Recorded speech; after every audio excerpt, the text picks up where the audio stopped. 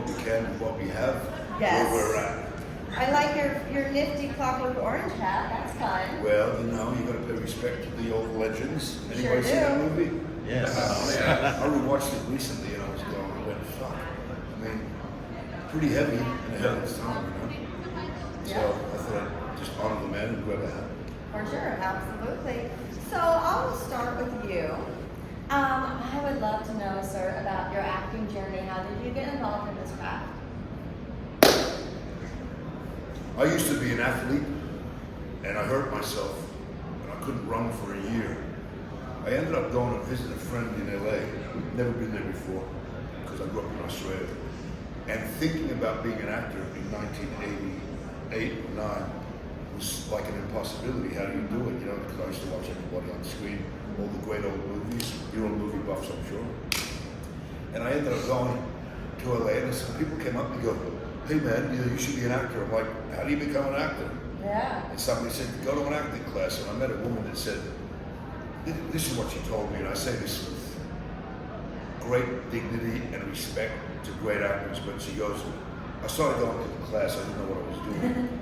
And That's why you're going to the class, though. yeah, but not knowing what I'm doing, how I study, but I learned how to study. Mm-hmm. And there were some people in the class that were pretty famous people in the movies. And one day she stops me and she pulls me aside, she goes, you know, you could be another Marlon Brando. Now what she meant by that was that I had the masculinity and the femininity of the Brando-esque person. Because he was strong, but he had a little feline in him too, right? Anyway, that's what she meant. And I said, well, I got a shot to try this business. And I fell in love with the studying. And I found it intriguing to be in a room, like who was bad at school? I was horrible at school. Oh, God. But acting school made me interested. So I figured for anybody that's listening, especially the younger kids, if you like something, you become better at it, you know? So I kind of stumbled into it. And I went to meet a very famous director one day, not knowing shit about acting, but learning acting craft in the class. That person's name was Elia Kazan. Elia Kazan was an unbelievable director who directed James Dean, Marlon Brando and On the Waterfront, and Streetcar Named Desire. And he was about 80-something years old and was making his final film. And I went to meet him, and I used to be shit scared of reading in front of people, you know, because I'm not a great reader, but I have to learn it and try and perform it. But back in those days, he didn't really read anybody. He just met me and he said, I think you could be in my movie and he would make you a great actor, you know? Which he did with Brando, James Dean, and many others. Anyway, at the end of the meeting, he goes, nice to meet you, and I left the room. It was like 45 minutes talking Greek, because it was an old Greek Armenian. And this is a legendary director, right? I get out of the office, I go to my manager's office, and she goes, there's only one guy that's going to play Nicolas Cage's brother, and it's you. And I just about fainted. But it didn't happen because he was too old to get insured by the bond companies, and I missed out on that opportunity of really learning from one of the greats. So that's how it began, and slowly, I got a show called Picket Fences, and then there was a few other things that happened, and Mobsters, which is a movie that I got in '91, and the career kicked off. So one of my favorite things, my favorite thing for anyone that's ever done one is Tales from the Crypt. God, that was one episode, you remember? Yes, with Clancy. Clancy Brown. Uh-huh. Anybody know Clancy Brown? Yeah. How bad? He's a badass. He was unbelievably eerie and wonderful in the famous movie with the sword. Yeah. What was it called? Highlander. Remember him? Everybody remember with Highlander. what? Highlander. That's He- Highlander. he- he- Do you remember him, the bad guy? Yeah. Great. Anyway, great actor. And there's some other guys there, John Tierney, and a few others. We had fun. I felt silly because we were playing zombies. I wasn't into zombie movies or anything, but I was with people that had been around, and you know, everybody wanted to do a Roger Corman movie or Tales of the Crypt. So I guess I joined the club. You did. It was so good. And it was so good. In fact, when I see you in Indy, because who's going to Indianapolis? Anyone? I know it's like a quick turnaround. No one here. Well, when I see you in Indy, I'm bringing my Tales from the Crypt poster. Yeah. He's like, finally, a Tales from the Crypt. And I told your manager, I said, get some Tales from the Crypt on this table, yo. And now I know I made it. You know. You know, you also did a stint on a show I used to watch a long time ago. Seven Heaven. Anybody I just remember that they gave me too many lines. I wasn't a regular on the show, so I wasn't as prepared as I should be sometimes. Right. And there were moments in that, in the morning when you go, fuck, I've got a lot to say today, am I going to get through it? So I remember having hives during that show experience. But that show was big and that It was. And you're not middle to end, so you weren't even on one that was like in the beginning. Yeah. Yeah, right? So it was already very well established, as you said. And then another movie that I love of yours is Virtuosity. Which one? Virtuosity? Yes. It was a great one.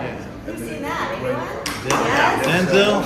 Yes, so good. Tell me about man. your experiences on that epic film. Well, that was fun. I wasn't there for very long, but I got to know Denzel. He's a total gentleman and one of the great actors in my opinion. And I got to meet Russell.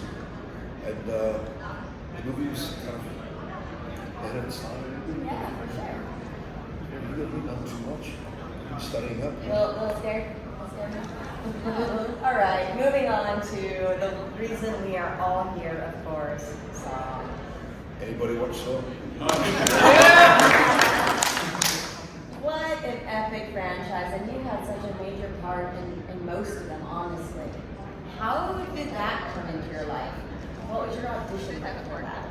Can I tell you guys how it happened? Yes.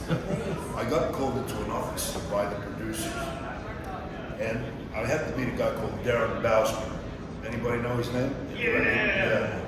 He was important to the franchise at the beginning. So I get there, and he's staring at me like they do. Sometimes people stare at you, and you're like, what the fuck do I have to do now? It's like, he's staring at me, So I've learned to just be authentic and be honest and stuff. But I'll never forget, he goes, so have you seen the first two? And I'm like, no, I haven't. I wanted to be honest. Anyway, we talk a little bit more, and he leaves. And the producer looks at me, he's trying to set me up to be number 3. And he goes, why the fuck did you tell me you didn't see the movies? I said, because I didn't want to lie. He goes, you live in Hollywood, we all lie. I'm like, okay, I'll lie next time. But I didn't want to cope with my pants down. I was like, yeah, I saw your movie, man, you were great. What was your favorite part? You don't know what to say. Anyway, I ended up getting invited in there to be introduced to Saw 3. If anybody remembers that, it was a short thing. And I behaved myself, and they brought me back for 4. And do you remember 4? Yeah. What do I do at the end of the movie? I take off the gag and get up, and Donnie Wahlberg gets it with the ice. Yeah. And a new character was born. Detective Officer. Do you suppose that was planned, or were they making it up on the fly? Well, I think that when 4 was written, they knew they were going to bring me back. But not for 3, maybe? 3 was just, nobody knew. But they do have their little plans, and I just try not to think ahead because you don't want to get cocky and get disappointed. But then 4 came, and then 5. Do you remember 5? Yeah. Isn't that the pendulum trap? Yes. Yeah. Oh, man. And then so on. You know what? I'm not supposed to say this, so I'm not going to say it. But last year they saw X. Anybody see Saw X? Yes. Not yet. And apparently they were very happy with it. Were you happy with it? Absolutely. Yeah. They got their best reviews ever, so I guess Saw is alive. And I wonder who's going to be in it next year. I wonder. Oh. A lot of the Saw fans, Yes. very, they pay attention to detail. I find the questions super clever. I remember when I was doing some panels, real big ones, and sometimes the Saw fans, like some of you, they would ask some fucking deep questions. And I went to the panel, it was with Tobin Bell, and every time I went, how am I going to answer that? This person's way too smart. I go, Tobin, would you like to take that? And Tobin's super clever, so that's love to the master. How much do we love Tobin Bell? Oh, I'll share a story about it, guys. Well, do you guys remember the scene where I wake up after my sister's death, when I take revenge upon the guy, and I wake up with a shotgun at my neck, and I'm sitting in a chair tied up, and he gives me a good scolding. Well, the night before that scene, I get a phone call at 11 o'clock at night, and I go, hello? Hey, Costas, it's Tobin. Jigsaw's on the other line. He's almighty hell, right? And he goes, I really want to talk about the scene tomorrow. I go, because come in my room, I'm like, okay, click. Fuck, I'm gonna go to his room. what I wanted to tell you about it is that he talked to me at length.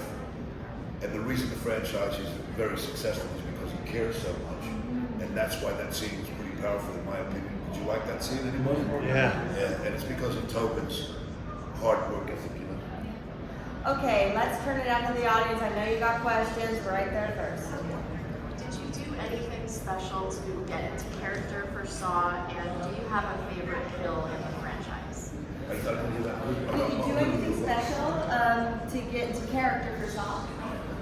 And do you have a favorite kill? Boy, I'd in the love to give you a franchise? complicated answer, but I can't. I'll just tell you the one thing that I've even told the producers. In Saw 4, because I had to manipulate the audience to think that I'm not the bad guy, I didn't even read the script, but I did read the scenes. So, because I wanted to be as naive as the audience. And that was one trick that actually worked for me, because there's an old joke with actors where they get a job and they read the script and they go, my part, bullshit, my part, right? And on that occasion, that wasn't what I did. And I wanted to just be normal until the shit goes down, so the audience doesn't think that I fuck with them. Other than that, I try to be present. I crack a lot of jokes on the set because it's a pretty dark set, and I try to make people laugh. And one thing I'm very proud about is when Tobin Bell was on the table getting his cancer cut out of his head, I had him laughing in between scenes because he doesn't laugh very often. But when you see him smile and stuff, it felt like a big challenge, and I won. And what was your favorite kill? My favorite kill, I must say, I found the coffin, the glass coffin. Yeah. When I go underground, quite elegant. And is everybody surprised because he's saying, "I know who you are, I know who you are," and meanwhile I'm going down, down, down, and I smile at him, and then the walls close down, and I thought that was a pretty powerful scene. And you were so cool. Your character, so cool, calm, and collected. You trusted the process. Yeah. Right. Well, you know, I'm a bit of a macho man, and I didn't want to lose the fight. You know, when we had the fight, and he goes bang, bang, bang, and he headbutts me, and I go, oh, fuck. And when I get him, it's all planned. So I still am macho, but I played vulnerable like he got me, and that surprised the audience, which was great. And I did like getting off the Donnie Wahlberg ice thing. When I stood up, apparently, I didn't see that movie in the theaters, but apparently the audience went crazy. Oh, yeah. Yes. And the other thing I'm proud of, if I may share it, please, you're nodding. You know when Saw X happened and I come in at the end? Yeah. I heard from a lot of fans around the world, because I've gone to Manchester and Liverpool and whatnot, and the fans are my best barometer, you know. I go, what was it like when I came out of the movie? They said the fucking symbol went wild. Yeah. So I kind of feel good about that. Spoiler alert. I'm very honored that you're all here, and thank you for being here. Thank you. Question. Saw X. And it's kind of a two-part question. Spiral. I didn't understand why it didn't continue from there. I don't know if you know that answer, but when you popped in at the end, I was, oh my God! And I knew it was almost over as soon as you popped on the screen. But I just kind of rewatched them all, or most of them are all on Hulu. Where was that actually in the timeline of the films? Because the movies are jumping all over the place. They were filmed on top of each other. Well, the stories, this happened when this was going on and before that. Where was Saw X in the timeline? I believe, no, I don't want to lie to you because I haven't seen the film yet. And because I've been traveling and working, I did my job and left. But I believe it might be, I don't want to lie, I don't know how they planned it, because the only way I'll know is when Saw 11 gets written. Then I'll understand where we're really at. You know, I'm still thinking about the last Saw that I was in, apart from Saw X, when they locked me in the bathroom and Dr. Gordon runs away and locks me in. I'm still trying to get out of there in my mind, and I know how I want to do it. And I'm going to express it to the big guys, because there's such a great scene in that, if I can escape without cutting my leg off, without doing... Without smashing shit, it. you know. But I can't reveal it because I'll get fired. But last year I was on the internet with some people, and I got a phone call from the heads of the studio going, stay off the internet. I'm like, fuck, what have I done? They go, just stay off the internet, because they don't want anything to be given away. And I think that protects the audience as well, to be surprised. My question is, okay, starts off like this. I have a kid, watching Cinemax. It's not going down. But Yeah. I've Tell me seen more, this Brendan. fever dream of a film. This ends up being Fist of the North Star. Could you tell me a little bit of your experience and how you got that role, and just overall any funny stories in regards to that? Dude, I was in Greece on holiday, and I get a phone call. You know, sometimes you have to earn the jobs. I'm in Greece by the sea, going my home country, you know. They get a phone call and they go, they want you for this movie, and you kind of get excited about it, you know. And I read the script and I went, this is pretty mystical and weird. And then I find out that it's a huge, at the time, comic book. So I get on a plane and I get straight to LA. I got 2 days to get ready. Then all of a sudden I realize how much fighting I have to do. And it's all that physical contact, you know, doing all that stuff. And I'm fighting with Gary Daniels, who at the time was training with a Sheldon monk that was hardening his bones. I ended up training with that monk for years afterwards. But every time I was doing the fight stuff, Gary's going boom, boom, with these very hard bones. All I can remember is my arms were so bruised, I was icing them every day. But I got the job because I fit the role, knew nothing about it, and on top of that, I end up with guess who? Malcolm McDowell playing the father, the master. So I got to meet him, work with Gary, and I think the fight stuff was pretty good. But boy, did I suffer on that. You were awesome in that role. Thanks for bringing it were up. very accurate to the character in the manga and in the actual anime, so you were highlighted that film for sure. I enjoyed it. I remember how sick the character was. You remember when he was torturing the Gary Daniels with the fingers? And he's telling the girl, tell me you love me, and she's like not saying it, and I'm torturing him more. So I think they played the sickness good. That was a privilege, and I enjoyed that. It wasn't a big movie, but it looked pretty biggish, you know, in dark times. So thanks for bringing it up. Anyone else? I know we got more out here. No, now you're all shy? Okay, I'll keep going. Well, All right, yes. I would. One of my favorite things about the entire series, and it's so amazing. It's got to be, in my opinion, one of the best pieces of script supervision I've ever seen. Just the way that the continuity of the story, and how you'll be in 4 and see a scene from 1 from a completely different angle and get all new kinds of information. You've already alluded to the fact that some of it was just sort of created as it went. But are you able to speak to how they did some of that, the process of that? When these scenes were filmed, did they go back and reshoot that same scene from a different way? The connection. And I I gotta give it to the writers and the producers and Mark Berg and Oren Coulis, because they care about the little stuff so much that somehow they piece it together. Now, what isn't always perfectly pieced together makes the audience really think about what the hell is going on. And most of the time they've answered the questions of why then, who, how did this happen, flashbacks. But generally they would shoot them and then put it together on paper. So I've got to give kudos to the production design, but the guys that build the traps, brilliant. You know? And the writers have done their job. And if they keep doing it well, it's going to be the 3rd generation of Saw fans that are going to enjoy it. Because they're in their 3rd decade now. So hopefully I'll be a part of something.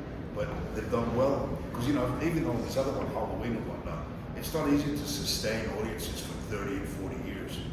But movie magic is great, and I still believe in it. Well, Summer will attest, because we work together and stuff like that. But I am not a huge franchise person usually. I usually don't make it past the 2nd or 3rd because it just becomes too. Saw, however, is like heads and shoulders, feet, bodies above anything else I've ever seen. Yeah. And that's the most mesmerizing thing about the movies to me. Right. And I have no problem with gore. I enjoy good gore. I enjoy no gore, whatever. But I've always thought with Saw, I hope I can say this right, because I don't have a problem with gore personally, but I think that the storytelling is so brilliant. I think, and because the gore is so intense, there's so many people that are going to miss out on some of the best storytelling there is, because they just can't handle that aspect of it. And I think that's watch it and fast forward over the scenes just because of the story. So I'm like, when you get to a trap, just Because you're missing out on so much. I mean, it is very intense, and I love it for that. We do. Yeah. But some people are so squeamish, they don't understand how brilliant the story is. Yeah. Yeah. you're I right. actually realized what you guys are really talking about when I've done these panels before, because some of the kids that ask the questions, they blow me away, and it lifts the standard. It's not just, I mean, some critic once said torture porn. I'm like, what the fuck are you talking about? These people that are seeing this, they're not stupid. Actually, they're really far from stupid. Yeah. And they don't call it that, so shut the fuck up. Go be a critic and let the audience determine if they're going to come back or not. And that's how I really feel about critics, because they're mostly failed actors. And some people that talk about sports, they've never played a sport in their life. I'm like, how did you get this fucking job? But the audience will always tell you. If you guys pack the cinemas, people feel pretty good, like they've done something. They've offered you something that you want to see. Keep it smart, people respect it. And then they say torture porn like it's a bad thing. Right. I know that sometimes what you don't see is more horrifying. Absolutely. But saw they have to go there with certain things, like there was a couple of things that I thought was like the guts coming out of the gun, you know, some stuff. But sometimes we need to see, sometimes we see the reactions. Yeah. And it depends on the style of the Or a movie. blood on the wall. Yeah, And yeah. Well, that's how people construct stuff, you know. wait, because what we create in our minds is way more scary than what you guys can do most of the time. Yeah. So Well, great. with Saw, does anybody like? I like that bit where you've seen everything, and then somewhere towards the end they go, I walk in the door, you see the other guy, there's Jigsaw. Oh shit, that's how they pieced it together. I like the way they do that. Oh, It's it's a big brilliant. old puzzle, and that's why what Alex was referring to, why it is so brilliant. Well, I'm gonna tell the producers. I mean, no pun intended. It's a jigsaw puzzle. Right? Too late now, baby. Yeah, exactly. Don't do that again. Oh, sorry. Sorry. So first thing I want to say is that when I first started getting introduced to Saw movies, I was a kid, and I would go to Blockbuster, and I would see them on the rack, and I go, those must be the scariest movies ever existed. Now that I watch them now, it's like, yes, there's a lot of torture in them and scary stuff, but it's like, the story is what kept us grounded to it and kept us watching it back over and over again. But I wanted to ask the question, was there ever a time on set that you were scared or nervous seeing a contraption or a trap and going, how is this going to play out? Like, this makes me nervous. The only time, that's a funny story about nervous. Can I tell you one funny one and then one acting story? The one that made me nervous one day was, I think it was number 4. Do you remember when I take the tape, Tobin Bell is dead on the morgue on the slab? Yeah. I walk into the set, I'm all ready to go with my suit and everything like that. I walk in and I see Tobin Bell naked. Totally naked. on the slab. I walk by and I'm like, fuck, this guy's a dedicated actor, man.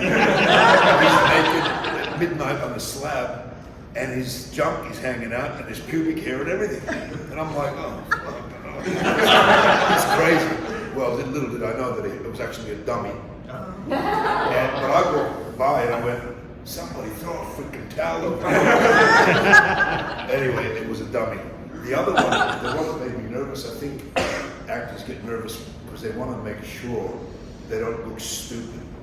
And the scene that I really got nervous doing was the scene where they're listening to my voice and it's becoming clearer and clearer. And it's like, they're going to catch me, right? But I remember I had to stab somebody and I had to do that and I had to get, and there's people in the room. And I'm like, how am I going to do this? Nobody's helping me. So I had to put the coffee down somewhere. So I worked it out myself, and that day was hell for me because I wanted to make sure that it was legitimately plausible. And that's why I had the coffee. I said, give me a cup of coffee to blind him, you know? Otherwise I can't get to her and then to him. So that kind of stuff makes me nervous. Was the coffee your idea? Huh? Was the coffee your idea? Yeah. Oh, you came up with that and said, I want to That was me. Oh, that's awesome. To save my own ass. Otherwise I'm going, like he's gonna wait for me, you know? And then get to her. It's like, how do I do it? I'm gonna blind him. He's like, oh, I gotta get to her, then come back to him. And somehow it looked good because we didn't have to cut and do all the cheating. Because when I see movies, if I see shit that looks fake, I'm like, you know, it's gotta be done well. I mean, don't you guys like the good stuff? Yeah. And then you don't feel like, okay, Okay, that's fine. They're fucking with me, but I'll accept it. And therefore, it becomes more legitimate. That's all. Do you remember that scene? Yeah. Did I do it right? Of course. I'll take it. I'll take the compliment. In the film, you're American. How do you, with the accent that you have, is it something you had to train for, or you just did it? You know, I was so scared at the beginning of my career that I became an American. And I would practice my R's, and we had voice coaches and all kinds of stuff. Yeah. But I also had a love for gangster movies, so I could do the New York accent pretty good. But I grew up playing soccer with people from all over the world. And this is the funny thing. Some people spend thousands of dollars going to voice coaches, but I realized I can't keep spending money on voice coaches, because sometimes I'll say, okay, you gotta be a Croatian, an Eastern Bloc gangster, right? And I'm thinking to myself, fuck, I don't have time to find a coach and spend hundreds of dollars. So I go to all the soccer players, all the waiters in LA from all different countries that I knew. I'd sit them in a car for 2 hours. I'd go, say it like you say it in your country. And then I knew that nobody could fault me because he's from Croatia. I'm sitting with a Russian. I can't be fake because the Russian just did it. I'm doing it exactly like him. So all my buddies became my coaches. So, but I have a love for authenticity, and I'm proud of myself because every time I've done an accent, it's been perfect. And I'm not saying that, the proof's on the screen. And I love doing that stuff because I can do it's a challenge too, you know. But being an American at the beginning was like, R, how are you? You know, it's, it does take a little bit of ingenuity from people that know what they're doing. But you know what? If you've got friends that have been around the world, just sit them in the car for 2 hours and practice with them. Because I've seen you in other films, but I didn't actually. I just watched all the Saw movies that you were in, and you had an American accent. So when you first started talking on stage, I was like, "Geez, he has an accent." Well, it depends how tired I am, how many beers I have, which I haven't had yet. And I can turn English on you after 2 beers. All right, man, if you know, carry on. All right. I love playing with voices, and it's actually enhanced my career because I think you have to prove it to people. Because a lot of people think if they don't know you can do it, they don't think about it. And now I've been doing a lot of Russian stuff and speaking other languages. It's a great challenge. And your friends who have taught you your accents, your dialects, do they watch your movies and go? Well, I think they do. Yes. They kind of compete, like the Russian with the Croatian. No, he was much better in my accent. You're not even real Russian. They start arguing. Young lady in the back, yeah. I was wondering if you have a favorite trap throughout the franchise. Any trap at all? Any of them. A favorite drop? Favorite trap. My favorite traps are the ones that I get out of. Rip my mouth out, right? The one in the coffin, I got out of that because it was planned.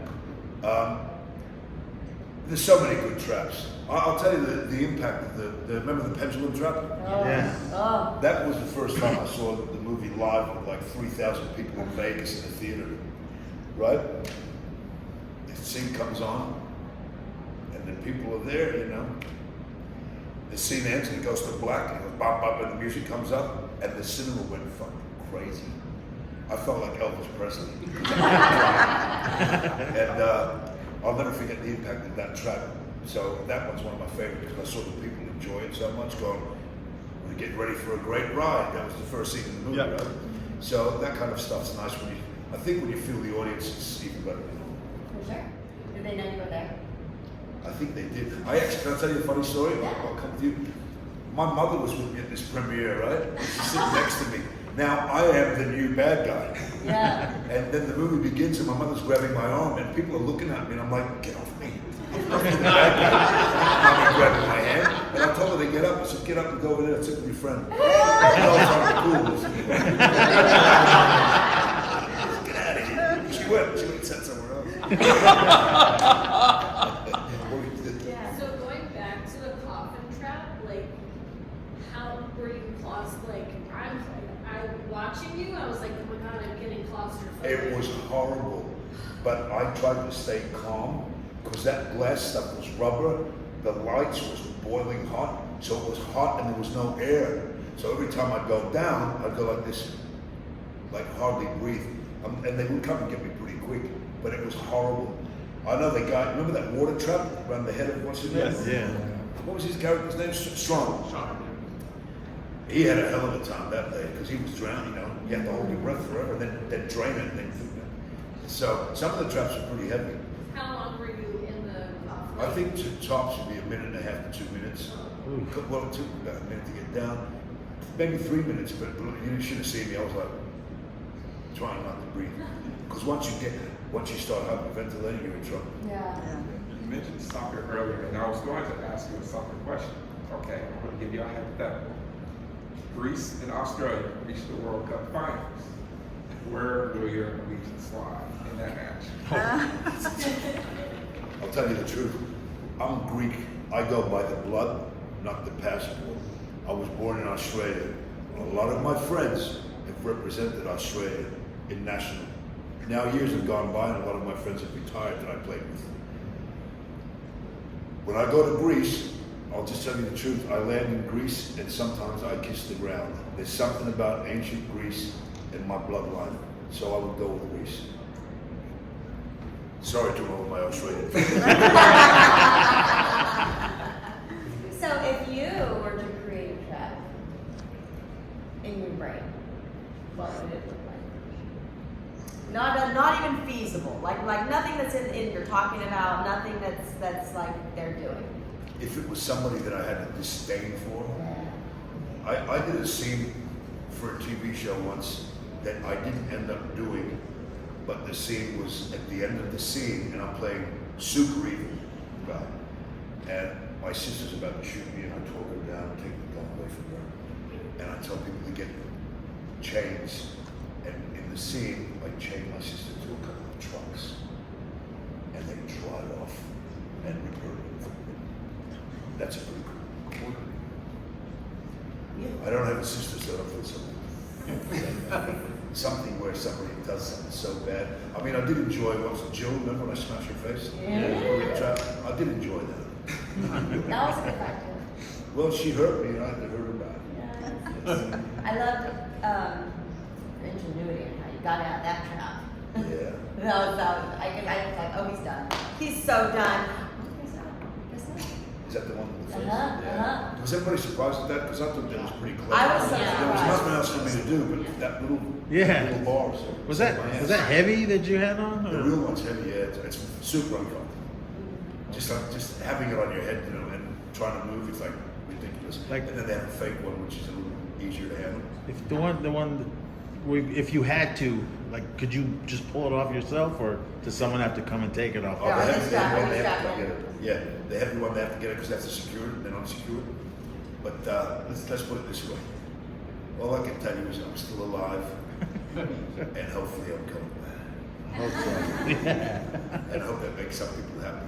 Because I've met some people and they've said, we love you, but we hate you in the movies. So I guess I must be doing something right. Yes, absolutely. All right. Anyone else? Scanning. Yes. I'll ask this question. Does Hoffman, when you're playing Hoffman, does he consider himself the villain? Because you're kind of sucked into the jigsaw thing in the beginning after you're avenging your sister. You do a bunch of horrible things, but then you're also getting screwed with by some of the other accomplices. Obviously, you kill the FBI agents because they're onto you. Does Hoffman know how dark he is, or does he still feel like somewhere he's doing the right thing? Well, all the great actors that have played villains like Anthony Hopkins, you know, the Doctor, and many others, clever actors, they say, my character doesn't think he's doing anything wrong. Right. He's on the righteous zone. Now, I was in the righteous zone with my sister, but when he taught me that my anger is not discipline, which is in the Bible as well. If you're blind with anger, you're going to make a mistake. So, learning to do it without the anger is probably the trick. But I don't think bad guys think they're doing shit wrong, you know? And I think that allows their conscience to handle it until they meet their maker or Satan. or somebody that looks at me in the eye and goes, "You're bad boy." So that's I think that's a trick of acting, and you're doing something normal which makes you more crazy to the audience because you don't think there's anything wrong with it. Have you ever seen any of those shows where they're interviewing serial killers? When they're laid back and cool, like what's his name with the mustache that chopped his mother's head off? Kemp. I mean, he's talking to you like he's one of the most intelligent, laid back kids in the world, and he chopped his mother's head off. She was rude to me. There's nothing wrong with what I did. So, psychotic people have a tendency to not really know what they're doing. They know what they're doing, but they don't think it's wrong. When you do those amazing fight scenes, and you had many in this franchise, how much prep, planning, blocking goes into that? How much time do you have on it? Sometimes not much, sometimes a little bit extra, but the other thing with blocking is knowing where you're going, what you're going to do, and nobody gets hurt, you know?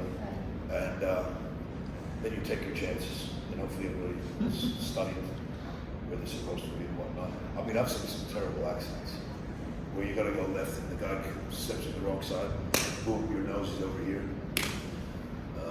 In Fist of the North Star, there's a scene where I'm fighting at the end, the big fight scene, and Gary Daniels is doing all these spinning kicks, and he's a brilliant kicker, you know? So I had the distance all day long about this far away, bang, bang, bang. And my stuntman was dying to do some work because I was doing it all. And I looked at him and he goes, "Get in there." I'm like, okay.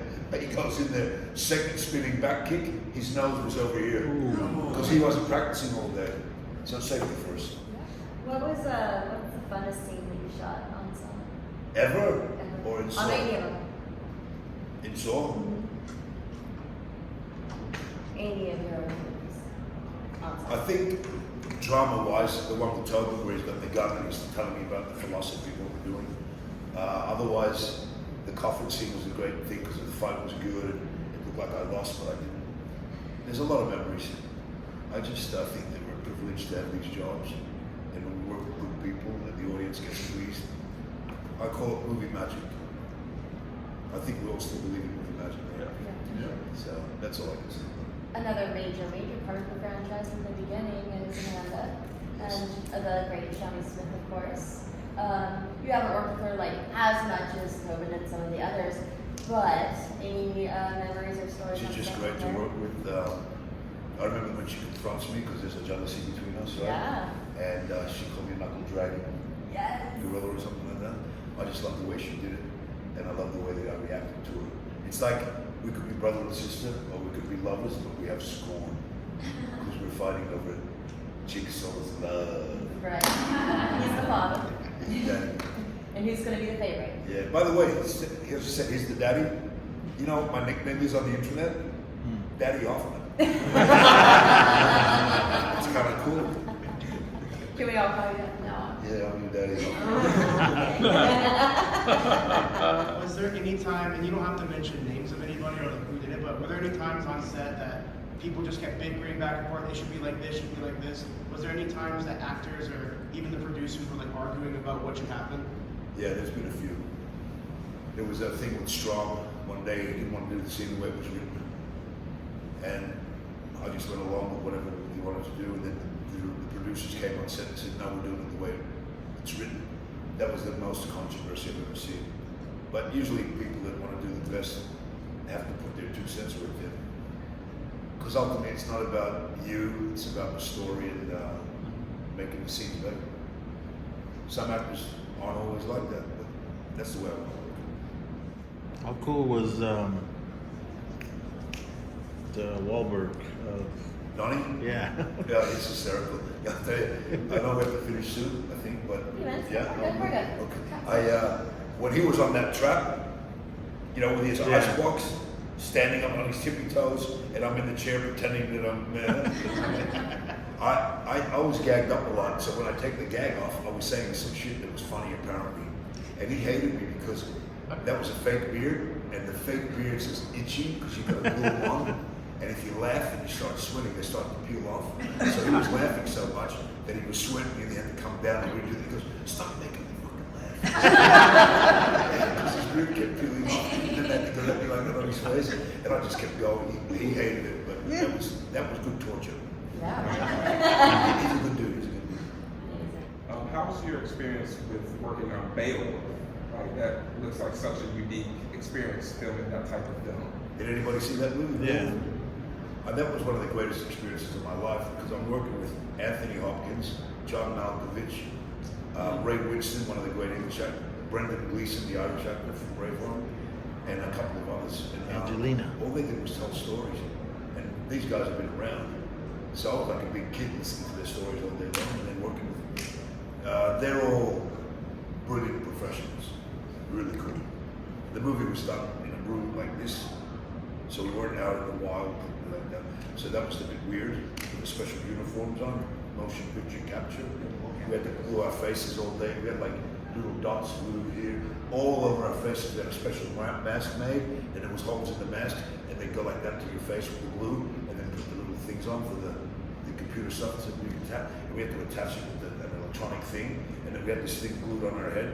So it was a bit uncomfortable. The funny thing was, I was there for about a week, and then Sir Anthony Hopkins comes, and John Malkovich, they begin on the same day. And no matter how big a star you are, you have to go through the same process. You have to wear like a wetsuit, like if you're going surfing. And then they have to put this electronic thing here that hooks up to the headpiece. And then they have to put the mask on you to do the glue. So it's about 3 hours every morning, like 4 people are working on your face. And one day we're sitting there, we were all talking like normal. Then they come, and the whole set in the morning's quiet because they're all nervous, and it's Sir Anthony Hopkins and Malkovich. And I don't know why I did this, but I just started talking because I got nervous. I'm like, why the fuck is everybody so nervous? I got to crack a joke. And I go, and Malkovich and Hopkins are facing that way, getting all this stuff done. And I go, have a look at this. The makeup people look at me in horror. What's he gonna say? I go, have a look at this. Let me say it again. Have a look at this. Now I see their heads going, who's speaking right now? Come behind them. And before they turn around, I go, Sir Anthony Hopkins and John Malkovich, look as ridiculous as the rest of us. And I saw them both go from the back up. It broke the ice. And then those two, they wouldn't stop telling stories. They were hilarious. They were funny guys. They want to have fun like me and you know what I mean? So it was a lot of fun with them. Anthony Hopkins had the greatest stories. He was a chatterbox. At one point he goes, am I talking too much? And everybody that was listening says, no, keep going. Great guy. Okay, I have a couple of wrap-up questions for you, and then I'll let you go get back to your table, okay? So, on my podcast, The Dolls of Horror, there's a segment every episode where we talk about a movie, and that is Epic Line. Or pick a favorite line from a movie. What's your favorite line from any of the songs? Well, I don't want to say, do you want to play a game? Still can go with that. Favorite line? Well, as long as you give him credit. He made that up. Oh, you know, I'll tell you something about that. You know how he goes game over in a lot of the things? Yeah. Well, it came my turn to say game over, and I'm like, well, I don't want to do it like him. How am I going to do it? And it's the simplest thing. So I was practicing it all day long, going game over, game over. I ended up going up to the director, Darren Bousman. I went, can I change the line to gay mover? And he started saying it all day long. Anyway, favorite line from any movie? Any of your songs. Doesn't have to be your line. From any Saw movie? Who's a big Saw fan here right now? Give me a line that you like. Huh?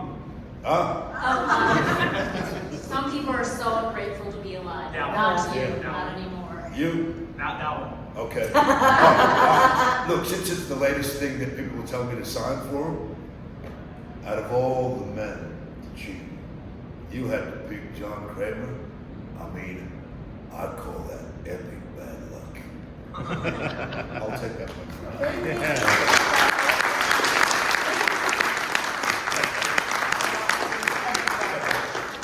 That's great. And last but not least, what is a piece of advice you would give your kid? My character? Don't be careless Yeah, that's a good one. and don't kill with anger. Be cool, don't be a fool. You can follow the rules of don't Amen.